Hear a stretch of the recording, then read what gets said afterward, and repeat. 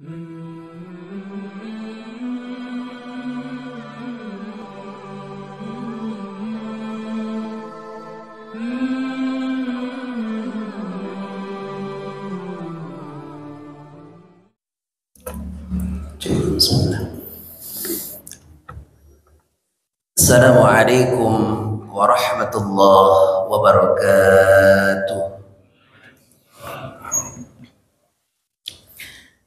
Alhamdulillah, thumma alhamdulillah, la hawla wa la quwwata illa billah. Wassalatu wassalamu ala nabiyyina Muhammad ibn Abdillah wa ala alihi wa sahbihi wa mawalah. أشهد أن لا إله إلا الله الملك الجبار وأشهد أن محمدا عبده ورسوله خير الأنام اللهم صل وسلم على محمد وعلى آله وأصحابه وذريته وأهل البيت أجمعين وعلينا معهم برحمتك يا أرحم الراحمين. Rasa syukur kepada Allah Azza wa Jalla, Allah pemilik alam semesta. Semoga kita menjadi hamba-hamba yang senantiasa berada di dalam kesyukuran, menggunakan segala fasilitas yang Allah berikan untuk mendekatkan diri kita kepadanya. Salawat dan salam senantiasa tercurahkan kepada Nabi Muhammad sallallahu alaihi wasallam. Semoga kita juga istiqamah dengan sunnah beliau dalam kehidupan.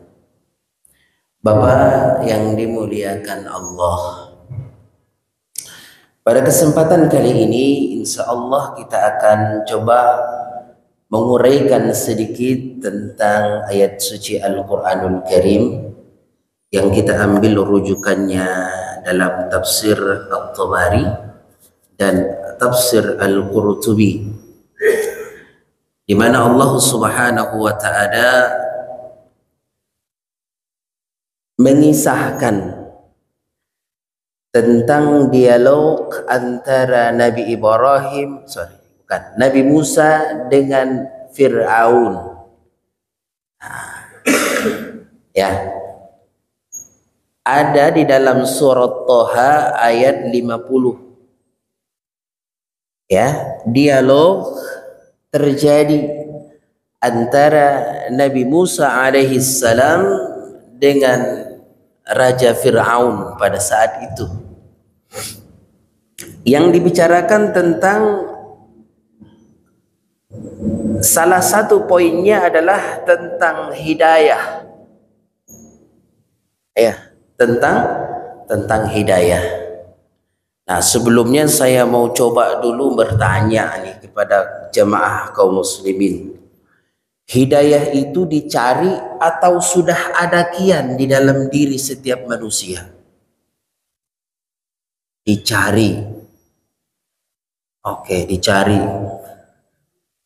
Kalau Masjid Al-Hidayah dicari, benar? Di gang mana ini Masjid Al-Hidayah?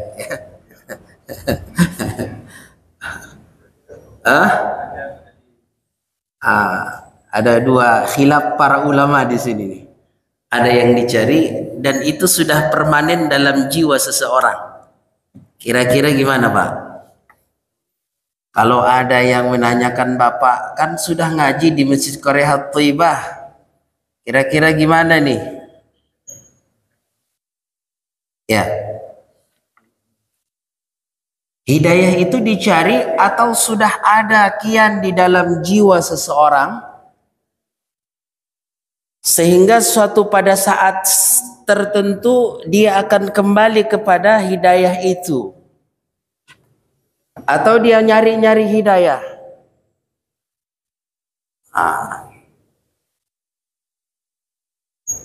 Oke, baik.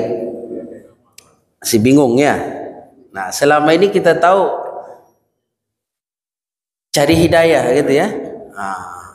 Atau dia belum dapat hidayah. Kenapa enggak sholat? Belum dapat hidayah. Itu luar biasa itu. Nah, insya Allah pada kesempatan kali ini kita akan tuntaskan. Mungkin bagi yang bingung, nah malam ini insya Allah nggak bingung lagi. Ya, dicari atau memang dia sudah ada bibitnya di dalam jiwa seseorang, sehingga sesuatu waktu kalau dia diberikan sinyal-sinyal hidayah itu, dia akan kembali kepada jalan yang Allah ridhoi. Dan hidayah itu Bapak, semua manusia itu berhak untuk mendapatkannya. Nah ini dulu kuncinya yang pertama. Setiap manusia yang hadir di muka bumi ini, dia sudah membawa hidayah itu dalam dirinya. Ya, hidayah itu bukan hanya orang yang di masjid doang. Hidayah itu ada pada setiap manusia. Ya, kenapa Pak? Kalau hidayah itu hanya diperuntukkan kepada mereka-mereka yang dekat dengan Allah atau yang beriman, maka Allah itu zalim. Kenapa dikatakan zalim? Orang kafir Pak, orang kafir itu ciptaan Allah juga toh. Orang yang tidak beriman, yang nggak ke masjid, dia ke tempat lain perginya ibadah, itu ciptaan siapa? Allah. Iblis saja ciptaan Allah. Nah, jadi hakikatnya semua manusia berhak untuk mendapatkan hidayah itu, dan sudah ada pada diri setiap manusia. Nah, nanti bisa kita diskusikan Pak Haji ya. Baik. Saya akan bacakan surat Thaha ayat 50. Jadi ketika terjadi dialog, puncaknya adalah bagaimana Allah menciptakan manusia. Ya. Qala rabbuna alladhi a'ta kulla syai'in khalqahu thumma hada. Itu kata Nabi Musa kepada Fir'aun. Nabi Musa berkata, Tuhan kami yang telah memberikan kesempurnaan kepada penciptaannya. Penciptaan dalam semua hal, termasuk di dalamnya manusia. Kemudian thumma hada, kemudian Allah berikan dia potensi untuk mendapatkan hidayah. Jadi di dalam jiwanya sudah dibenahin, sudah dibekalin, ya, sudah dibekalin. Permasalahannya Pak, permasalahannya adalah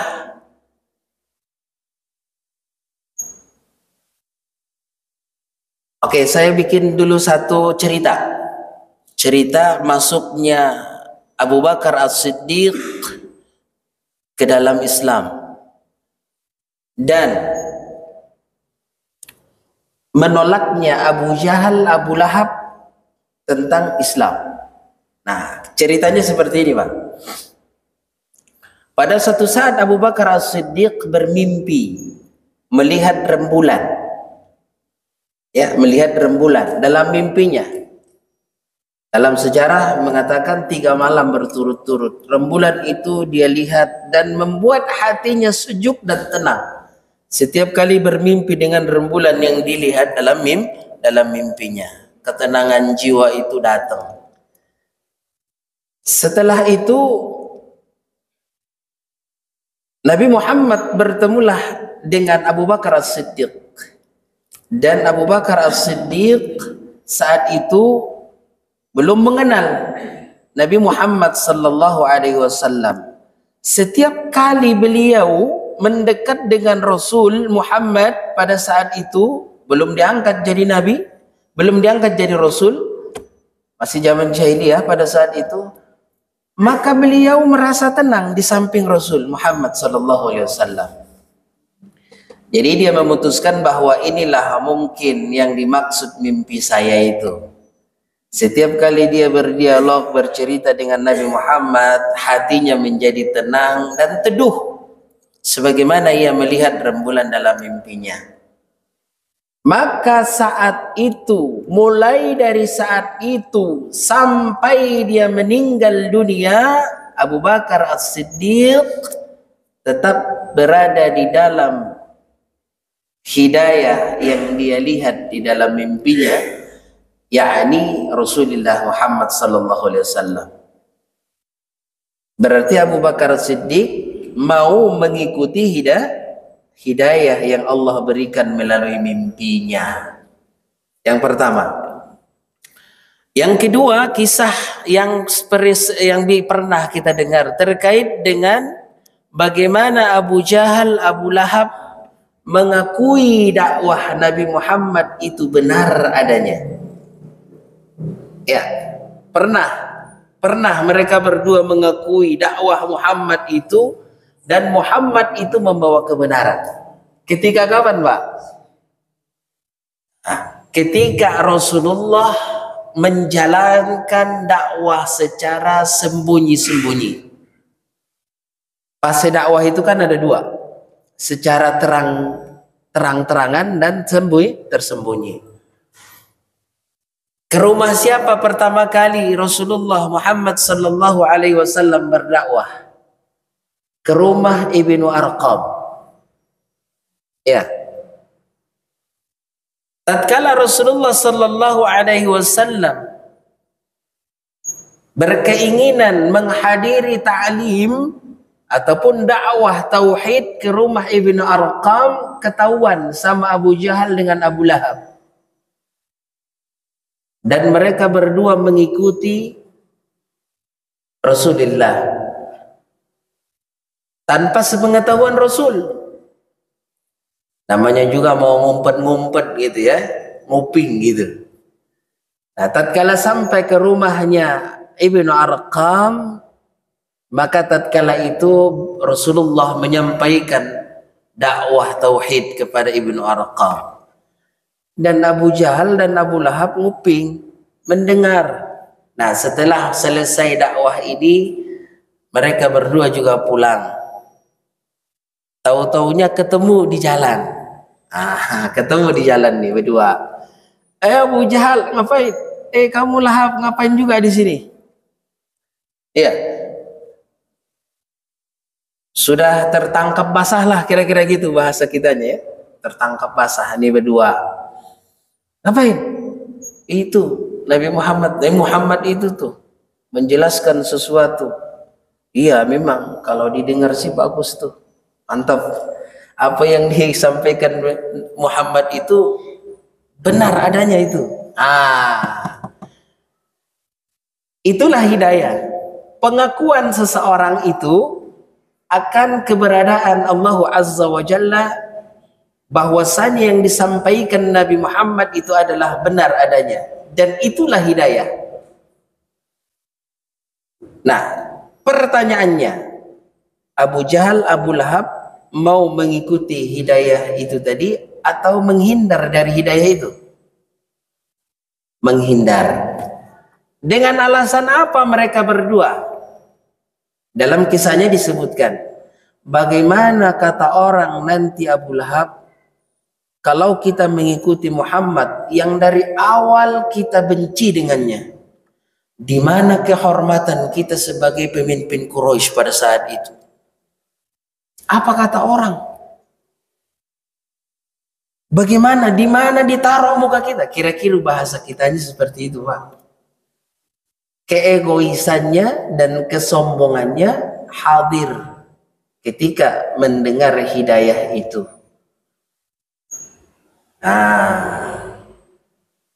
Ya. Jadi sudah ada korelasinya tadi dengan pertanyaan saya, insya Allah ya.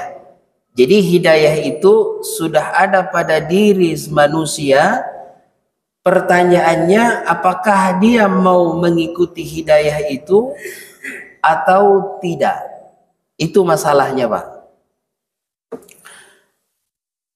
Salah satu cerita lagi, ini real adanya, terjadi kepada teman saya yang mu'allaf. Yang mu'allaf. Dia sebelumnya agamanya Kristen. Suatu saat dia mendengar cerita-cerita dari ustadz-ustadz di YouTube tentang Bible, kitabnya sendiri gitu kan. Dia khawatir dan bingung dengan kitabnya sendiri. Dia baca dan dia telaah dan seterusnya. Terjadi kontradiktif di dalamnya. Ada yang tidak rasional dan ada yang satu sama lain kitab yang diutus atau yang diberikan kepada mereka itu tidak ada sinkronisasinya antara Markus dan Yohanes dan seterusnya. Maka dia mencari kebenaran itu dan dia bertanya kepada seorang mu'allaf juga dulunya. Sekarang jadi Kristen dulunya jadi mu'allaf juga sama-sama gitu ya. Jadi teman kita ini seorang ustadz. Ditanya. Dan dia menjelaskan tentang Al-Qur'anul Karim. Akan keautentikan Al-Qur'an, akan cerita Al-Qur'an menceritakan tentang kitab mereka. Bagaimana Al-Quran melihat kitab orang-orang yang kafir. Kitab orang-orang yang mengaku bahwasanya kitab yang mereka pegang itu adalah dari sisi Allah. Dari sisi Allah Azza wa Jalla. Padahal bukan. Setelah dijelaskan, kemudian dia tidak mikir banyak lagi dan dia sudah yakin ya, dan saya masuk Islam kata beliau. Nah ini masalahnya Pak, kalaulah sekiranya ya dia bertahan dan tidak mau menerima kebenaran itu dengan akal pikirannya, maka dia akan tetap berada di dalam kesesatan itu. Tapi karena dia menerima kebenaran dengan fakta-fakta yang disampaikan, maka dia menjadi seorang muslim. Nah ini proses hidayah itu memang kalau ada yang mengatakan bahwasanya hidayah itu dicari. Ada juga yang seperti itu. Ada memang Pak. Kita kan kalau mencari itu kan karena ada satu keraguan. Mencari alamat karena nggak tahu. Ya, sekarang sudah tahu nih alamat, dicari. Pada hakikatnya seperti itu, Pak. Jadi kapanpun, dimanapun, setiap manusia itu akan Allah berikan dan menyesuaikan dengan fitrah yang ada pada dirinya. Nah, di dalam surat Thaha tadi sudah dijelaskan bahwasanya dibenahin manusia itu, dibekalin manusia itu dengan hidayah. Maka dengan demikian Bapak yang dimuliakan Allah, di dalam surat Az-Zumar Allah juga memberikan sebuah penjelasan tentang bagaimana Allah Azza wa Jalla itu mengilhamkan atau memberikan atau menghidupkan sinyal hidayah yang ada pada diri seseorang. Jadi umpama kalau hidayah itu diibaratkan sebagai frekuensi, Pak. Ini tahun 80-an, tahun 70-an kan yang ada cuman radio, Pak, informasi ya, paling RRI gitu ya. Nah, kalau kira-kira frekuensinya itu tidak pas, kira-kira suaranya jernih apa tidak ya? Tidak jernih, ya. Makanya harus dipasin dulu gitu ya. Nah, dicari dulu channelnya di mana dan seterusnya. Nah, kira-kira nih, kalaulah sekiranya ada seseorang yang Allah aktifkan hidayah pada dirinya, maka dia akan mengikuti hidayah yang ada pada dirinya. Nggak mungkin tidak. Permasalahannya, mau dia atau tidak.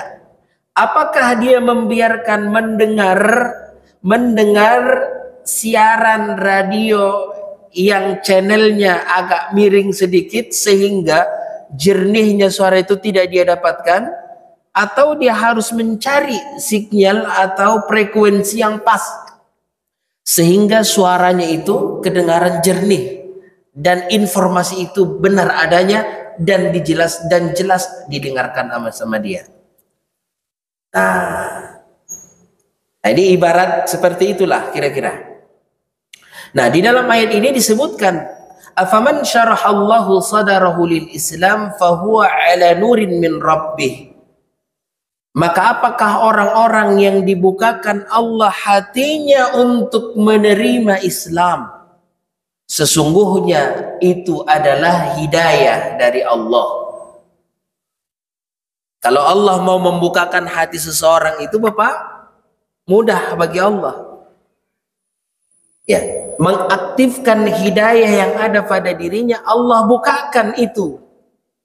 Maka itu adalah nur dari Tuhannya, yakni hidayah. Nah, simpelnya Pak, seperti ini. Kalau kita tergerak dalam hati untuk melakukan atau membaca Al-Quran lah kira-kira gitu Pak ya. Yang kita ambil pertama apa? Ini mau selagi duduk nih, nyantai ya, nyantai. Gitu kan. Tergerak dalam hati untuk membaca Al-Quran. Yang pertama kali kita ambil apa? Ambil Al-Qurannya. Itu namanya mengikuti hidayah yang ada pada diri. Tapi kalau Bapak cuek, nggak mau, berarti menolak hidayah itu. Atau kita merasa diri kita ini belum sepadan kebaikannya dengan dosa yang pernah dulu kita lakukan. Kita terdorong untuk melakukan pertaubatan. Nah, setelah terdorong untuk melakukan pertaubatan itu, langsung apa yang kita lakukan? Langsung istighfar atau entar dulu? Atau enggak digubris sama sekali? Nah, kalau istighfar berarti Bapak menjemput hidayah itu. Tapi kalau Bapak tidak mau tahu dengan itu semua, walaupun gerakan jiwa itu ada, maka Bapak tidak mau mengambil hidayah itu tadi. Maka di dalam akhir ayat itu disebutkan, fawailun lil qasiyati qulubihim min dzikrillah. Maka celakalah kepada orang-orang yang keras hatinya mengingat Allah Azza wa Jalla, yakni mereka yang tidak memperdulikan sinyal yang Allah berikan kepada mereka. Ulaika fi dhalalin mubin, mereka itu adalah orang-orang yang sesat. Nah, kira-kira seperti itu gambarannya Bapak yang dimuliakan Allah.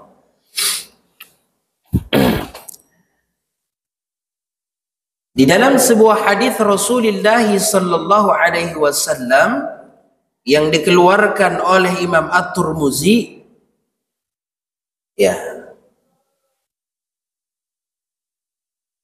setelah ayat ini turun, diriwayatkan dari Murrah ibnu Mas'ud, qala qulna ya Rasulullah fi qawlihi ta'ala.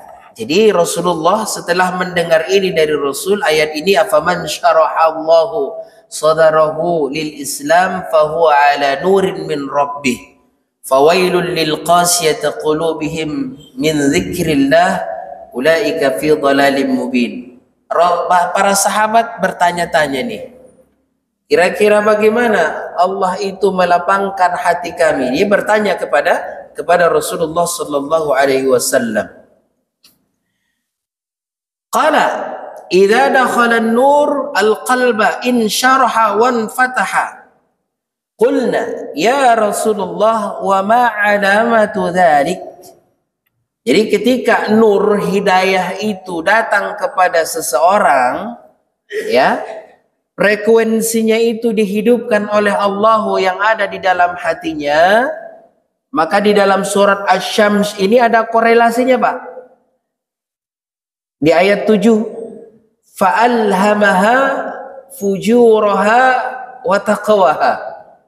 Nah, kami taruh di dalam hati seseorang itu, manusia itu, ya, fujur, potensi berbuat baik, potensi menolak kebaikan, potensi menolak hidayah, wa taqwaha, dan potensi untuk menerima hidayah itu. Jadi Allah berikan ke dalam jiwa seseorang, atau ke dalam hati seseorang. Jadi tanda-tandanya apa? Karena para sahabat berkata atau bertanya kepada Rasulullah sallallahu alaihi wasallam. Rasulullah menjawab, qala al-inabatu ila daril khulud. Kecenderungan hati itu sudah banyakannya kepada akhirat. Kecenderungan jiwa, ya, untuk kembali kepada kampung abadi, selalu mengingat Allah dan selalu taat kepada Allah. Itulah ciri-ciri orang yang sudah Allah bukakan hatinya menerima Islam, dan itu merupakan hidayah yang Allah berikan kepada manusia. Ada kegalauan di dalam hatinya tentang kehidupan yang sekarang ini dia lanjutkan atau yang dia kerjakan. Ya, ada kegalauan. Ya, apakah saya selamanya hidup di dunia ini? Teman saya kemarin itu waktu main golf tiba-tiba meninggal sorenya. Wah, kegalauan itu muncul. Kemudian dia berpikir dan menerima bahwa dia akan kembali kepada Allah Azza wa Jalla. Al-inabatu ila daril khuld. Dan ini ciri-ciri bahwasanya seseorang itu sudah membukakan hatinya menerima hidayah dari Allah Subhanahu wa ta'ala. Kira-kira frekuensinya itu sudah pas lah, kira-kira gitu. Ya, sudah nyala. Jadi frekuensi yang ada di dalam jiwanya itu sudah pas dengan hidayah yang Allah berikan kepada hatinya. Kemudian, wa tajafa 'anid daril ghurur, dan dia selalu berwaspada dengan kehidupan yang menipu. Berwaspada. Ya. Kalau ada sedikit yang kira-kira mengganggu ibadahnya, maka lebih baik saya tidak ikut-ikutan. Nah, kira-kira gitu, Pak. Ada sesuatu perbuatan, kegiatan yang kira-kira mengganggu ibadahnya, maka dia tidak mau ikut-ikutan. Ya. Nah, jadi dia lebih mementingkan kehidupan abadinya, ad-darul khulud. Nah, ini kalau ada di dalam jiwa kita ini, tetap lestarikan dia, jaga baik-baik, dan itu merupakan karunia yang besar yang kita dapatkan dari Allah Subhanahu wa ta'ala. Wal isti'dadu lil mauti qabla nuzulihi, membuat persiapan untuk menghadapi kematian sebelum kematian itu datang. Ini ciri-ciri nih. Ini kira-kira bekal saya menghadap Allah ini gimana nih? Sudah banyak apa belum? Dia was-was di situ tuh. Sehingga kegiatan-kegiatannya bernilai ibadah semuanya. Ya. Sampai-sampai dia setiap sholat dia udah azamkan sholat fardu 5 kali sehari semalam wajib di masjid. Kata dia, mengazamkan itu. Ada lagi yang lebih luar biasa, Pak. Setelah dalam konteks ini persiapan untuk kematian itu, setiap malam harus qiyamul lail. Kira-kira gitu ya. Isti'dad lil maut qabla nuzuli. Dan ini adalah ciri-ciri, tanda-tanda yang terjadi pada diri seseorang bila mana sudah menerima hidayah yang ada di dalam dirinya yang Allah berikan kepadanya. Bapak yang dimuliakan Allah,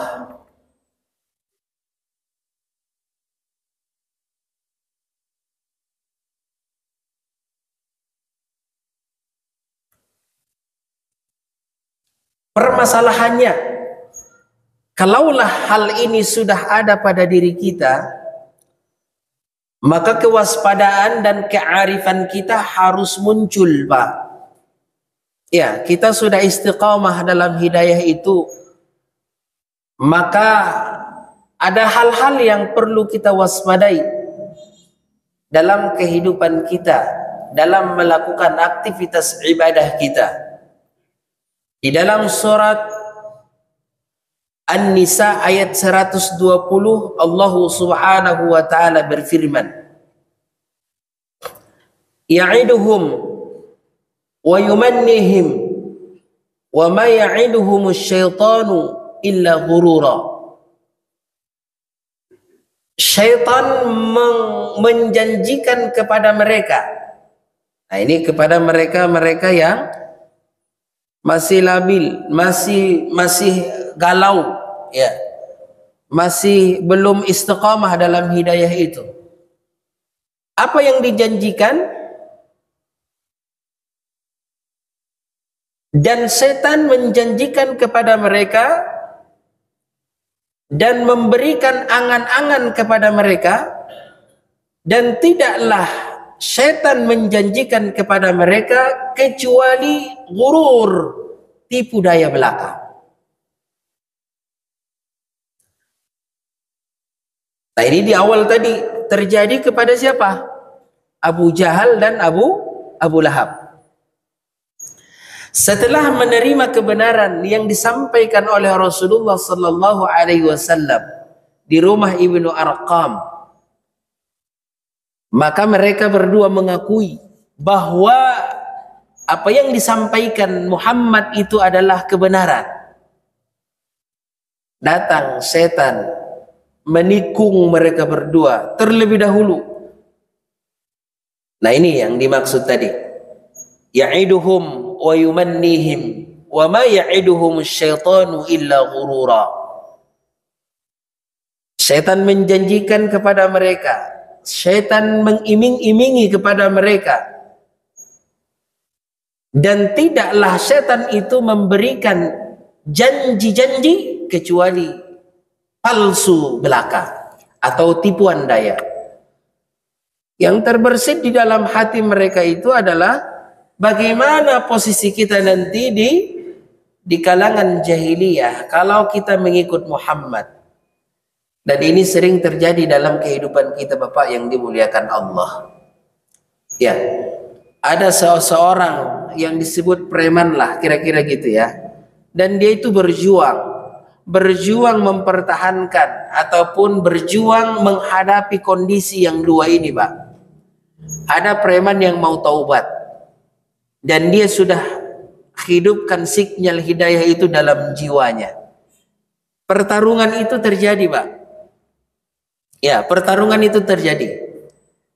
Dia mengikut syaitan yang diiming-imingi tadi dan dijanjikan kepalsuan, atau mengikut hakikat hidayah yang ada pada dirinya itu. Ini berat, Pak. Berat. Apalagi urusan dunia ini. Ya. Apalagi urusan dunia. Kalau dia meninggalkan profesinya sebagai yang tadi, maka kehidupan dunianya akan terganggu. Tidak ada lagi penghasilannya. Padahal penghasilan itu dikategorikan merampas semua, kan?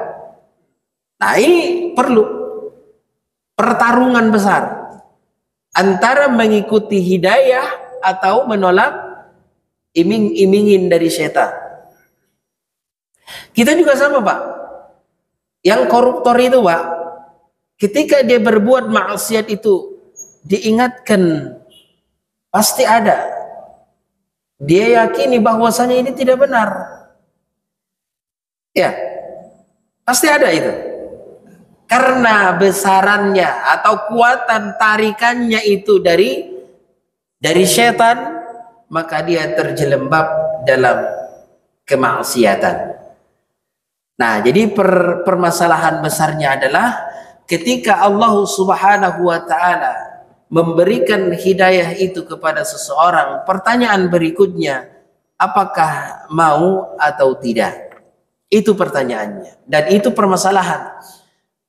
Tidak mau mungkin pertimbangan banyak hal. Mau juga banyak pertimbangan. Nah, pertimbangan inilah yang Allah kategorikan ada dua. Pertimbangan orang yang berakal, yang waras dan tidak berakal, walaupun akalnya ada. Karena butuh pemikiran yang jernih. Nah, maka dengan demikian Bapak yang dimuliakan Allah, di dalam sebuah firman Allah Subhanahu wa taala disebutkan, wa ma kana li nafsin an tu'mina illa biiznillah, dan tidak ada bagi seseorang untuk beriman kepada Allah Azza wa Jalla kecuali dengan izin Allah Subhanahu wa taala. Wa yaj'al ar-rijza 'ala alladziina la ya'qilun, dan dia menjadikan di dalam hati seseorang itu ar-rijza, itu keraguan, sehingga dia selalu terjelembab dalam maksiat. Padahal mereka-mereka yang berpikir secara waraslah yang bisa menerima dan meyakinkan dirinya untuk melakukan dan menerima hidayah itu dengan sebaiknya. Itu di dalam surat Yunus ayat 100, Allah Subhanahu wa taala menyebutkan bahwasanya ketika kita dihadapkan dengan dua permasalahan tadi, mengikuti hidayahkah atau menolak hidayah, dengan semua alasan yang kita miliki, maka orang-orang yang kafir, orang-orang yang tidak cenderung hatinya dalam kebaikan, selalu Allah berikan ar-rijza, kewaswasan dalam dirinya untuk selalu mengikuti keburukan ataupun menolak daripada hidayah yang dimaksud. Maka barangkali Bapak yang dimuliakan Allah, demikian yang bisa saya sampaikan. Semoga bermanfaat buat diri saya pribadi dan kepada kita semua, dan semoga hidayah ini selalu dalam jiwa kita dan selalu diarahkan kita untuk tetap dalam hidayah, dan semoga kita pula menjadi asbab hidayah kepada orang lain. Amin ya rabbal alamin. Billahi taufiq wal hidayah wa ridha wal inayah. Wassalamualaikum warahmatullahi wabarakatuh.